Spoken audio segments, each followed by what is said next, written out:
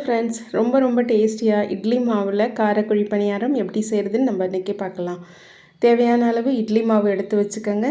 அடுப்பில் ஒரு கடாய் போட்டுட்டு எண்ணெய் ஊற்றி கடுகு, உளுத்தம்பருப்பு, கருவேப்பிலை, பொடிசாக கட் பண்ண கருவேப்பிலை, கொத்தமல்லி தழை அது கூட சேர்த்துக்கோங்க. பொடிசாக கட் பண்ண பச்சை மிளகா, பொடிசாக கட் பண்ண வெங்காயம் அது கூட சேர்த்துட்டு இதை கொஞ்சம் வதக்கிக்கோங்க. வதங்கினதுக்கப்புறம் நம்ம எடுத்து வச்சுருக்கிற இட்லி மாவில் இதை சேர்த்துக்கோங்க.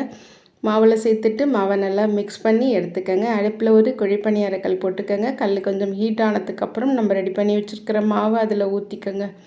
மாவை ஊற்றிட்டு அடுப்பை மிதமான தீயில் வச்சுக்கோங்க. தீயில் வச்சுட்டு 2 பக்கமும் திருப்பி விட்டு எல்லா சைடும் நல்லா திருப்பி விட்டு வேக வச்சு எடுத்துக்கோங்க. மாவு ரொம்ப புளிக்கக்கூடாது, மீடியமாக இருக்கணும். 2 பக்கமும் திருப்பி விட்டு வேக வச்சு எடுத்திங்கன்னா நல்ல புசு புசுன்னு சாஃப்டாக ரொம்ப டேஸ்டியான கார குழி பணியாரம் இப்போது ரெடி ஆயிடுச்சு. நீங்களும் இந்த குழி பணியார ரெசிப்பியை ட்ரை பண்ணி பாருங்கள்.